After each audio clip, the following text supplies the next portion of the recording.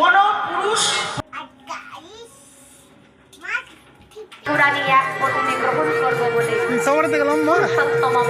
Hello guys, Radhe Radhe. পাখি আসছি না, পিঙ্কি আর পাখি। তোমরা নিশ্চয়ই দেখলে যে আমি সারাদিন কী কী করেছি। এখন হচ্ছে রাত্রি, তো হালকা ফুলকা একটু রেডি সেডি হয়ে বেরিয়ে পড়েছি কিটসনের উদ্দেশ্যে।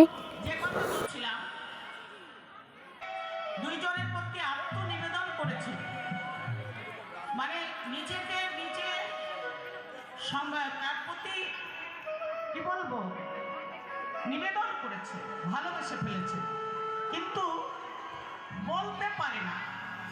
আমাদের এই জগতের মেয়েরা বলতে পারে না, কথায় বলে মুখ ফোটে তো মুখ ফাটে, মুখ ফাটে তো মুখ ফাটে না। যদিও এখন আর সেই ব্যাপারটা, সেই দিনটা হারিয়ে গেছে। কেননা ওই যে মোবাইল, ল্যাপটপ, মোবাইল আছে না। আর সত্যি কথা বলতে কিন্তু আগে আমার কিটসের সাথে খুব একটা ভালো না লাগলেও এখন কিন্তু খুব ভালো লাগে, মানে খুব একটা শান্তি শান্তি আসে। আর এখানে আমি আর আমার মেয়ে একটু গল্প করছিলাম, কারণ আমার মেয়ে হাজার কীর্তন করুক তাও একটু ডিস্টার্ব করবে, বললো আইসক্রিম খাবো। তো ও কিন্তু দুপুরবেলা এসে দেখে ছিল যে লিচু চকলেট, লিচু আইসক্রিমের প্যাকেট পড়ে থাকতে, তখন থেকে ওর যে আমি লিচু আইসক্রিম খাবো। তো ওকে ফাইনালি নিয়ে দেওয়া হলো। আর এই যে দেখো একটা নকল সাপ, এই সাপটা দেখে কিন্তু আমার মেয়ে প্রচুর ভয় করছিল। তো মেলাতেও আরও 2-3 জনের হাতে ছিল, তো একটু ভালোভাবে দেখছিলাম, দেখে মনে হচ্ছে না একবারে অরিজিনাল। তো এটা ছিল সোমবারের রাত্রের ঘটনা।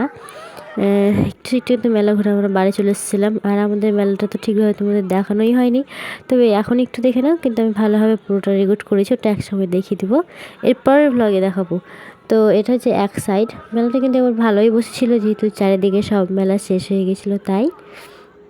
তো আমরা তো সেরকম কিছু কেনাকাটা করেই নিই, বাড়ি চলে এসেছিলাম একটু খেয়ে দে। তো আমি সেরকম কিছু খাইনি, চাউমিনটা নিয়ে এসেছিলাম, এটাই আমি আর আমার মেয়ে অল্প অল্প করে খেয়ে নিয়েছি।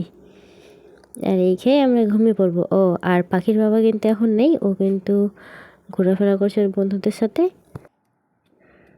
আর এখানে আমরা মা মেয়ে কিন্তু চাউমিন খেয়ে এখন ঘুমিয়ে পড়বো, ও যখন আসবে।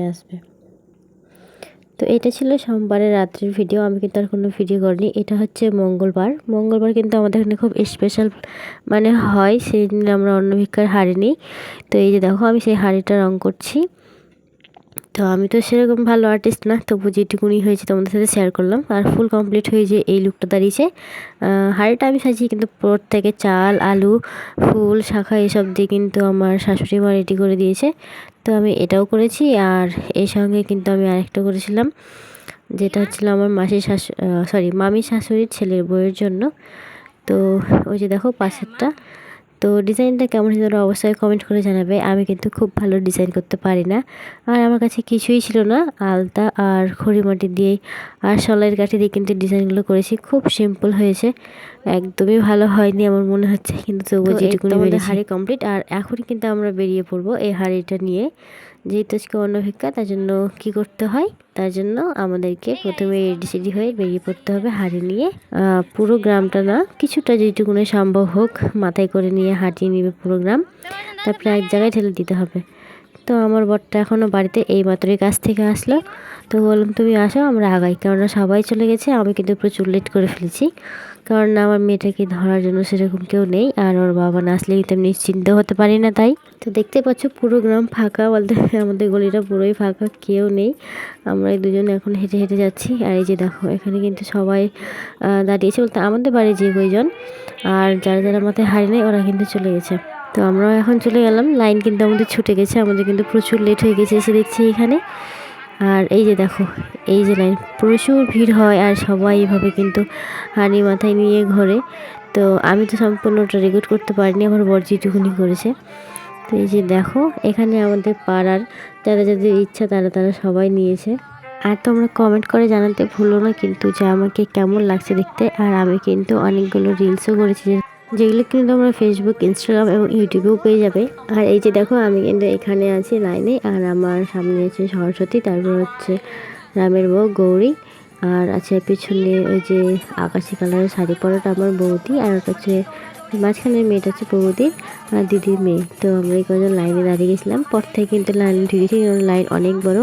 আর এই যে দেখো এখানে কীর্তন করছে, ওর পেছন পেছন কিন্তু আমরা মন্দিরের এখন 3 পাক ঘুরে নেব। অল্প হলেও কিছুটা আমরা কিন্তু গ্রামে হেঁটে এসেছি, আর এখন কিন্তু ঘুরছি মন্দিরের 3 পাক। আমার পার্সোনালি খুব পছন্দ, সত্যি কথা বলতে গেলে কিন্তু আমি বিয়ের আগে এসেও একবার নিয়েছি। আর এইখানে দেখো ওর পাপ্পার সাথে ছিল আমার পাখি, তো কত ডিস্টার্ব করছিল, প্রচুর জ্বালাতন করে।